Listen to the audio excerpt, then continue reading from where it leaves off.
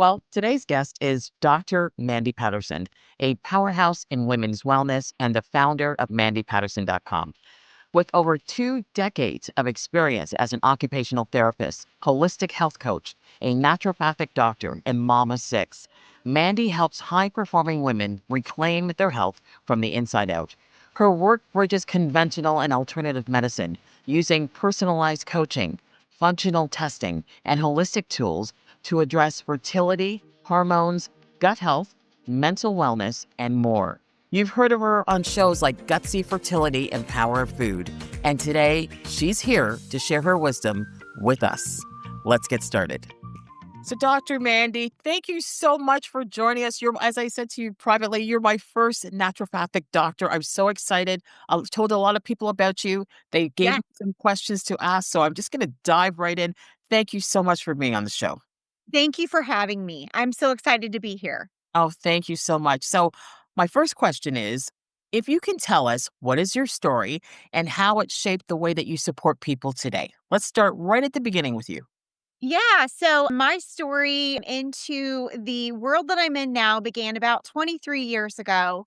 I was actually finishing up a degree in occupational therapy and was pregnant with my first son. And around 6 months, I got deathly sick.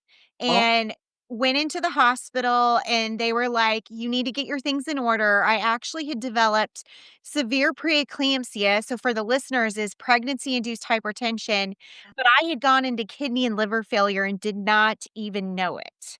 oh my goodness. So, yeah, it was quite shocking start to motherhood. So my son was born 3 months premature and he weighed a pound and 14 ounces.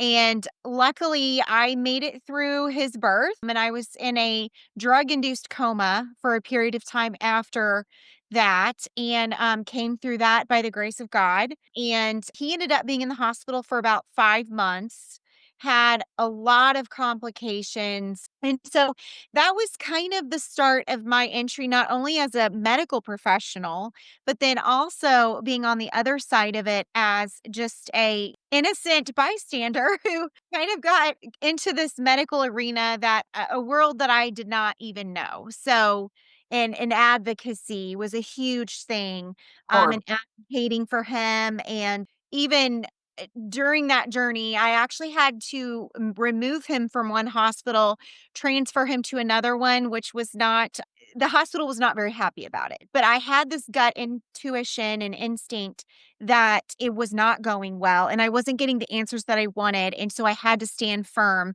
because I knew his life depended upon it. So, well, it's a good thing that you were your own self advocate because a lot of women feel very vulnerable in that state at that time.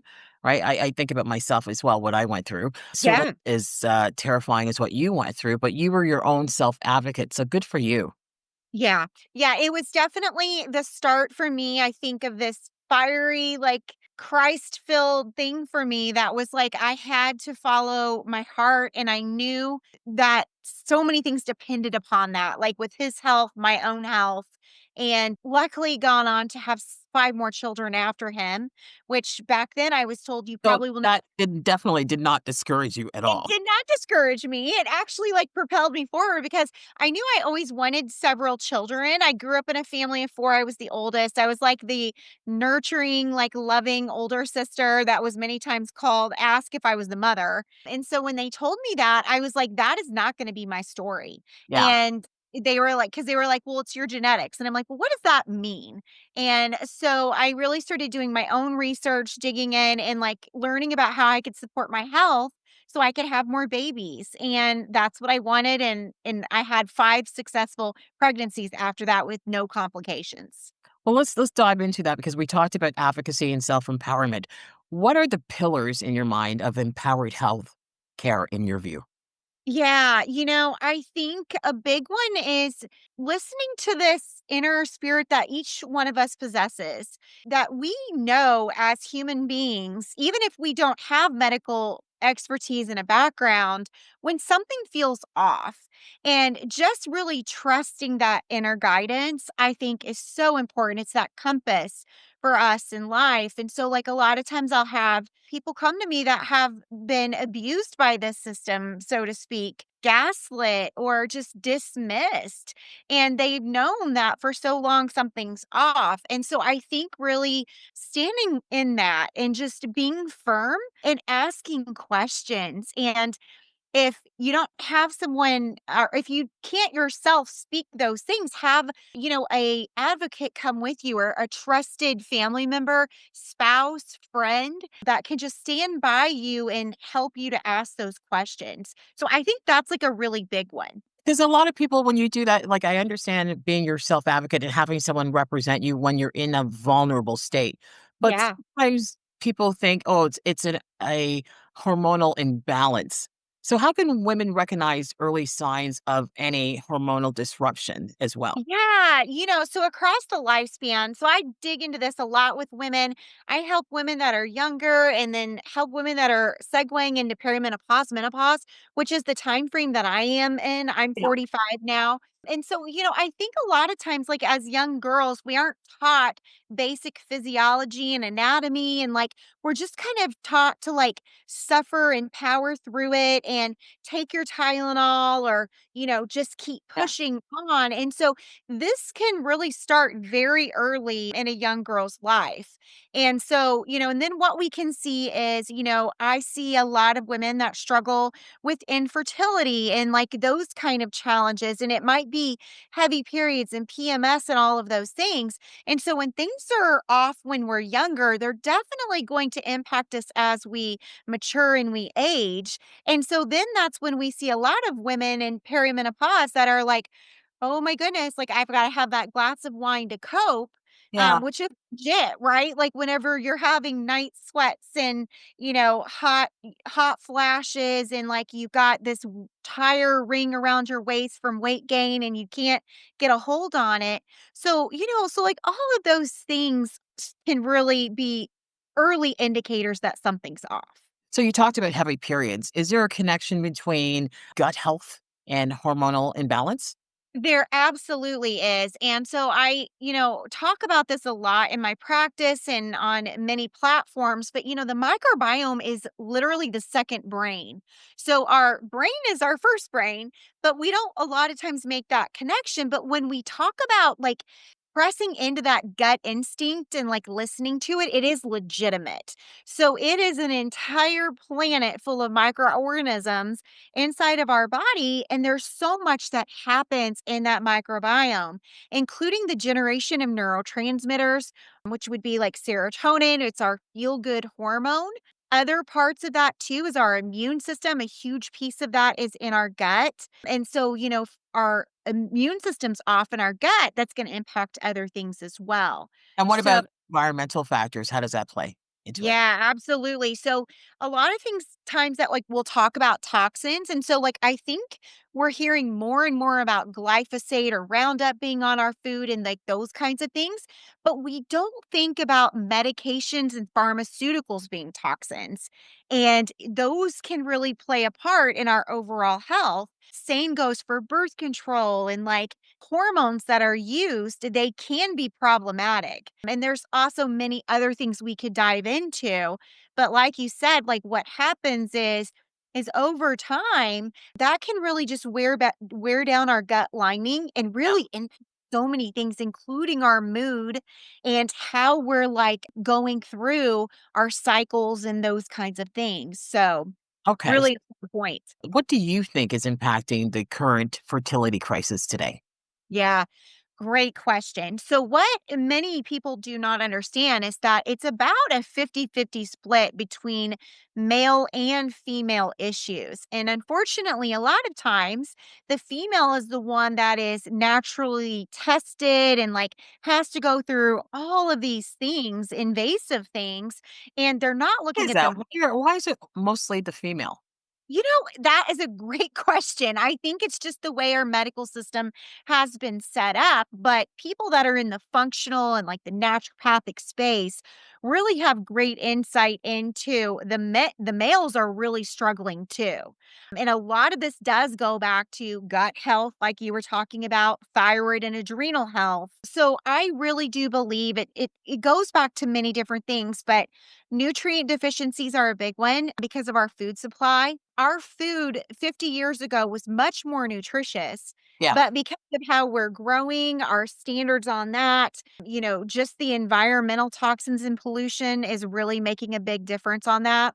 Yeah. A lot of times I see food sensitivities being another big one, and that's just because of the food that we're eating. So you're in Canada, I'm in the US, but we're talking standard American diet, probably Yep. standard Yep. Canadian diet at this Yep. Very point. similar. Yeah.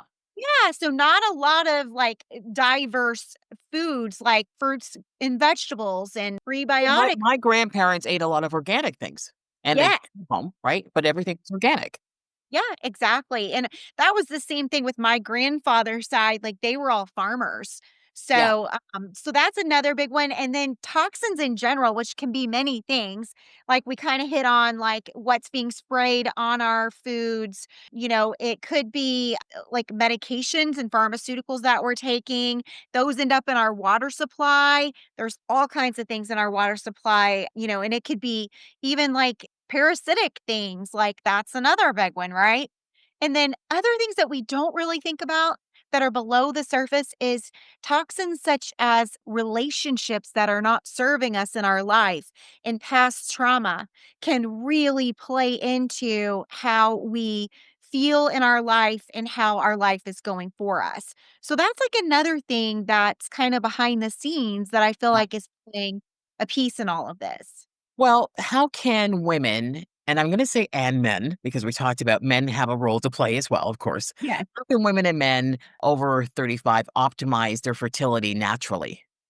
Yeah, great question. So, really going back to, and as a naturopath, like I'm always looking at the variety of food that we have in our diet. And so, we can really start with what we're putting on our plate and cooking at home. So, cooking at home, I feel, has become almost a lost skill that, like you said, our grandparents and our parents did. But now we're so busy, we eat out all of the time, we eat fast foods and they're not good nutrients for our body. They're not nourishing our cells. Yes, I completely agree. What advice would you give to couples today Yeah. preparing to conceive? I think we as as a whole in this world, there's so much overwhelm. So going back to the very basic foundations and really working to like get outside and go for walks after our meals, that really helps with blood sugar regulation. Yeah, And that's a thing that we see with a lot of women with like PCOS and endometriosis is there is real blood sugar dysregulation issues that's driving inflammation and creating chaos in the body. So, working on sitting down as a family or as a couple to eat our food and like really like just have gratitude around the practice of eating in a undistracted state. We're always on our phones, we're always being pulled in multiple different directions. And so eating hygiene is such an important thing that like most physicians wouldn't even know where to start in talking to somebody. They yeah, don't have time and they don't really get into the nutritional side of things, but going back to just nourishing our food, blessing our food, praying over our food, and I think moving bodies is a big one. yes. I love moving. Movement is so important. It is, it is. Okay, so we talked about being, an advocate or self-advocacy. We talked about fertility, both the importance of healthcare and health for men and women. Let's talk about skincare for a Yeah, second and sure. the connection with skincare and hormonal. I always struggle with saying this word. I don't know why. I must have practiced like 50,000 times before It's this. okay. I get it. I get it. Hormonal. Okay. So, how are hormonal imbalances reflected in skincare issues like eczema, or some people pronounce it eczema, acne, or even Yes. dryness of the skin? Yeah, so I really do believe, and when I see in my practice, I deal with so many women with these challenges and these struggles. It really goes back to the gut and the deficiencies that are there. And again, I think I mentioned the term leaky gut. That's Yeah. becoming more of a mainstream term, and people are understanding that it means that there's gut dysfunction or dysbiosis, in that the I like to frame it more around the good guys and the bad guys. The good guys usually keep the bad guys in check, but then they can get a foothold when other foundations are out of balance in our life. So we can see that manifested in a lot of mineral deficiencies. I really speak on minerals being the spark plugs of life. And again, if we think about it, like as a society, our produce has become more deficient. Like, Yes, so yes. and talk about like an apple like 50 years ago is definitely not near as nutritious as it was back then. So then we have to really make a concerted effort to really put good food in our bodies, clean food when we can. And I really like the environmental working group. It's called EWG.org. They have the clean 15 and the dirty dozen. And the dirty dozen, they publish a report every year Yeah. on foods that are most have the most chemicals on them and herbicides and pesticides. And so if you're going to work on your budget and buying good food, in the dirty dozen category, try to buy that as organic. So And I'm going to ask you, can you give us an example of what they are? yes, for example, like blueberries have been in the dirty dozen category. Spinach has been in the dirty dozen category. Strawberries? Yes, strawberries are another one. So unfortunately, like, if we're eating those conventional produce, it is like it's like, okay, what harm are we doing? Are we really nourishing our bodies and all of those things? So, and two, it can be really overwhelming to feel like you have to buy everything organic. So that's People where I buy bananas organic because they're in a skin, they're protected. Yeah, usually this Yeah. is a great point. The produce that has thicker skins on them are generally safer. So like a banana or like an orange or an avocado, they have that thicker skin, whereas like the blueberries, the strawberries, spinach, they're more, smaller types of fruits with thinner skins on them. Yeah. So, Yeah. yeah. So that's amazing. That's very, very helpful to a lot of people. So thank you for sharing that. Again, regarding skin, what are the common areas or common causes of discoloration in skin, and how can that be addressed holistically? Yeah. So, okay. So if we go back to, so we go back to the mineral deficiencies are a big one. So putting those quality nutrients back in. Another thing is like with skin conditions like impetigo is like one of them where you can have discoloration. That's like actually an autoimmune disorder. And so again, when we think about balancing the microbes in our gut, that is so important because that gut is our, one of our frontline defenses against things. And so we really want to work to create balance in the gut because that can impact those things. So a lot of times it goes back to the mineral and the nutrient deficiencies, and it can go back to other drivers in the gut. So things like parasites can drive certain situations with that. That's a big one. And it can't just be like a lot of inflammation, like our body's like just overwhelmed and doesn't know what to do.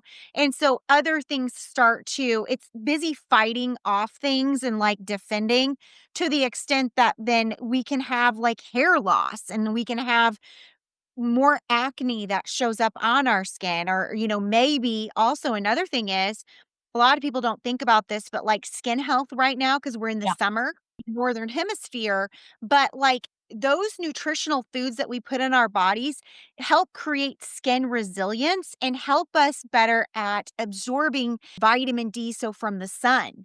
So, we want to make sure because we always think that we have to have sunscreen on, Yeah. but really it's the foods that we're putting into our body that really serve as that defense with skin health.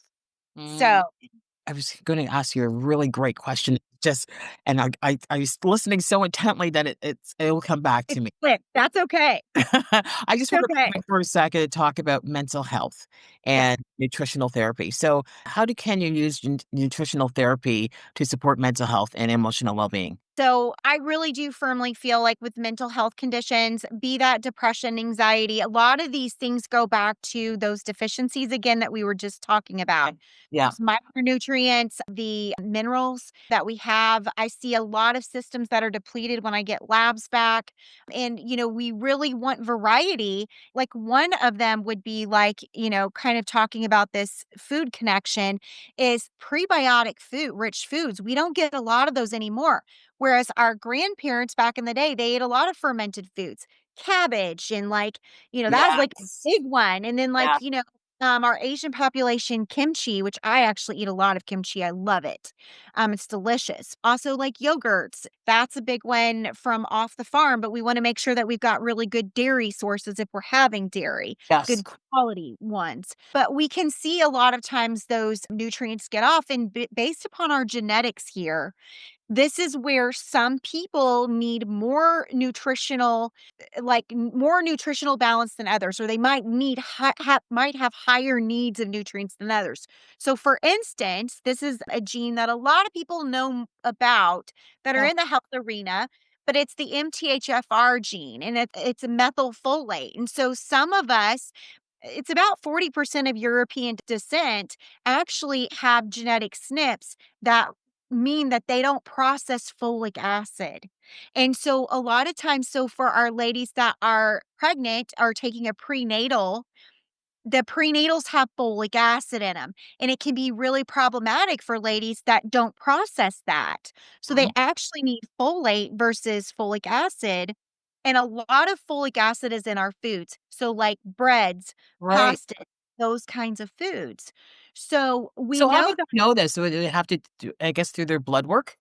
Yes. So Okay. what I do, so like in my practice, I run genetics. I work with a couple different companies where I can get a really great report that lets me know what specific nutrients are going to suit that person based upon their DNA. It's Yes. mind blowing, but we're That using. should be a prerequisite for everyone, like, Yeah.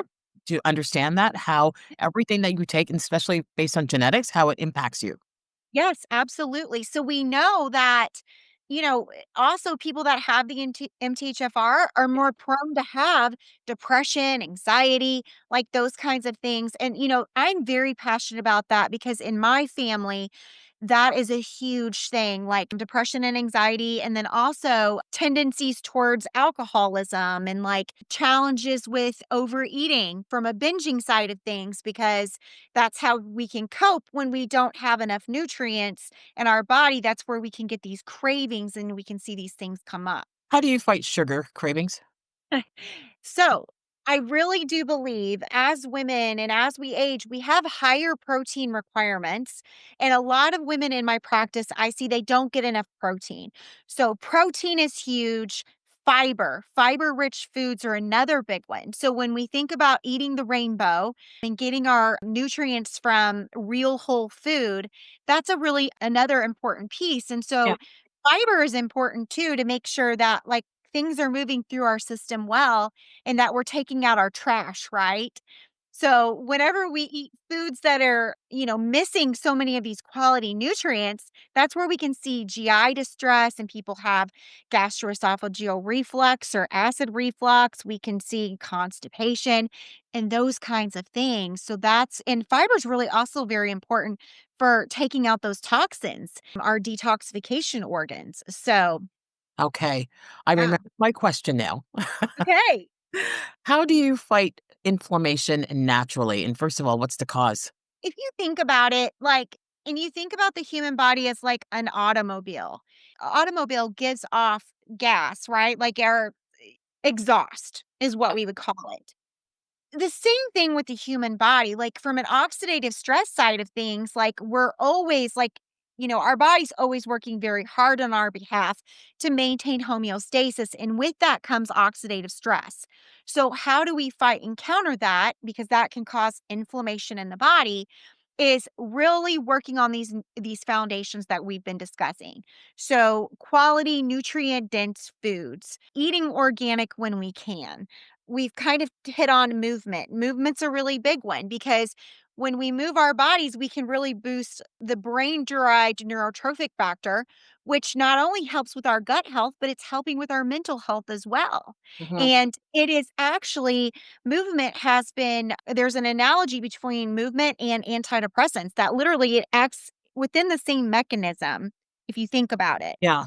Other things are having really good quality water and hydrating our bodies. That's What huge. type of water? Is distilled water very good?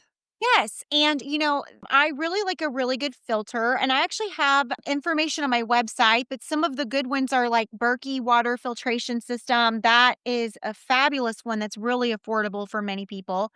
I personally have a reverse osmosis system at my house. It's like a $2,000 investment, and then I will put minerals back into my water and my kids' waters. But, that's another great one. So there's like a continuum of water filtration systems that you can invest in, and I really encourage everybody to do that Yeah. because in our tap water there's a lot of things. And so that's a big one. One other one that I haven't really mentioned is sleep. Getting enough sleep and turning off our phones, turning off our computers, having downtime at night to relax, be with our family, enjoy life, which is another one, joy. Finding joy, vitamin J in our lives. Yeah. What So about red light therapy? Do you know? I love red light therapy. I think it's fantastic. I actually use it. I use it for inflammation in my body. I use it daily as a practice, supportive practice. It's very helpful and a great tool. So I'm going to ask you now, can you give me an example of your meal plan for the day? Breakfast, Yeah. lunch, even if you have lunch or dinner. And do you do any intermittent fasting as well? Yes. So I love more of a time restricted eating. And what I do is I get up in the morning. I usually have something small, and it might look like an avocado toast on like gluten free bread. I don't really eat much gluten because of my genetics. And I know it doesn't serve me well, but I'll usually have some sourdough bread, some avocado, an egg maybe. Now, I'm in my summer schedule right now because my kids are off. So it's a little different because usually, like in the morning when I get up to take them to school, I go very early and I will fast through exercising. Because what I'll do is I'll drop them off at school around 7:30 and Yeah. I will work out at 8 o'clock. And I'm usually done by 9 o'clock. And within 30 minutes, I will have something small. And that might look like that avocado toast or egg or two. Yeah. I usually try to strive for around 25 to 30 grams of protein for that meal. Sardines in the morning? Do I have what? Sardines? Do you ever I eat? actually like sardines. They're Yeah. great. Yeah. Yes. Okay. That's something like I might have or some salmon. I love wild caught salmon on the side with some egg. I'll probably have a little ferment, like some sauerkraut or something fermented that I've made. And then, like, I will eat a little later. It'll be like usually like 2 o'clock, which seems weird, but I work up until then. And then for my lunch meal is usually a large meal. It'll be like a salad with, say, some grilled chicken or some beef. Yeah. During winter, I love soups and stews because you can pack so much nutrients in them. Do you juice as well? You know what? I do juice some here and there. Not Yes. a lot because with kids, it's like a little crazy, but I do like juice and I have like even like a smoothie maybe for my breakfast meal. And then usually, like, my dinner meal will be around 5 to 6 p.m. Yeah. Uh, I love sheet pan meals. I have 6 kids, so my life is nuts.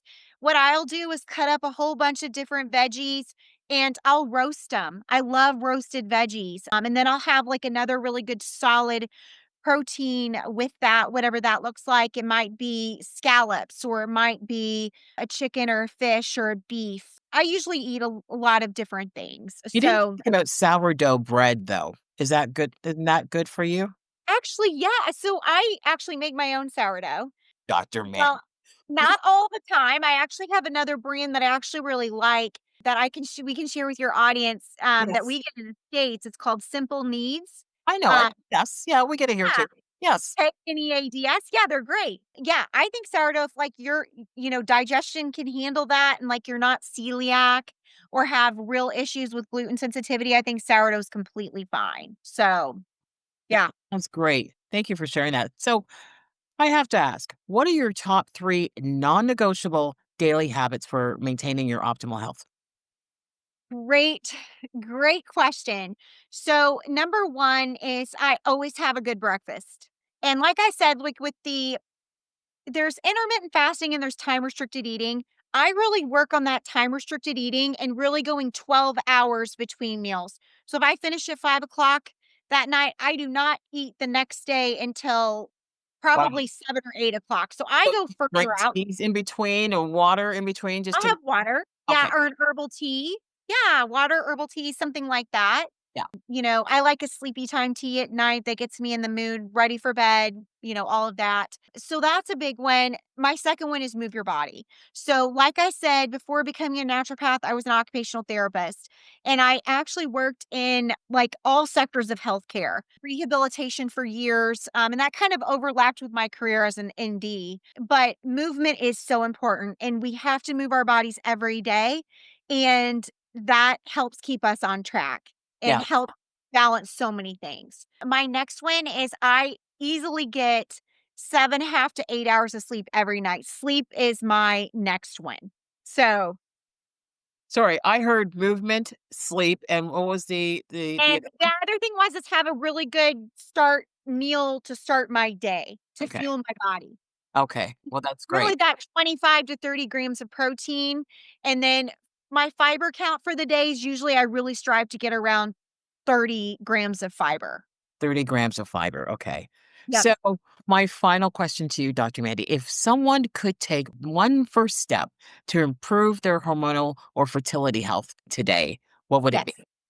You know what? I would say connect with a provider that has more of a holistic lens that is going to sit and walk with you through your journey and really help you give you insight into how you can improve things. And I really want to emphasize for ladies on here the foundations of health are so important. It's so easy. It feels overwhelming, like we can feel overwhelmed by so many things in our life. And so I think really just quieting the noise and all the things and just get off of Google and Facebook and Instagram and all those, even though I'm out there. I'm out there sharing my message, but it can just, it's like, what do you do? Yeah. So I have a circle myself. I'm nurturing and we're walking with ladies. I run a program myself called Hormone Harmony. And I do some testing with that. I meet with them one on one and we have weekly group coaching calls. And so I think for all of us as humans, we are social creatures and we need other people to walk hand in hand with us to support us. And the power really is in community. So Yeah. find a great group that's going to hold you accountable, that's going to walk with you through the good days and the bad days, and just like be a good support to you. Ah, perfect way to end the show.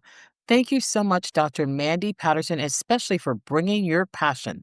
Thank you so Yes. much. Thank I appreciate it. you for having me. Oh, of course. What a blessing it was for me. Again, thank you so much. Thank you for joining us today for this empowering conversation with Dr. Mandy Patterson. Her blend of clinical expertise and lived experience is a rare and powerful combination, one that's helping women everywhere reclaim their health, vitality, and confidence. If today's episode sparked something in you, or if you're ready to explore a more holistic, personalized approach to fertility, hormones, or overall wellness, then you can learn more at mandypatterson.com. And please be reminded to connect with her on social media, where she continues to share transformative tools and insights for high-performing women who are ready to thrive. Until next time, remember, optimal health isn't just possible, it's your birthright. And with the right guidance, it can be invigorating and even fun.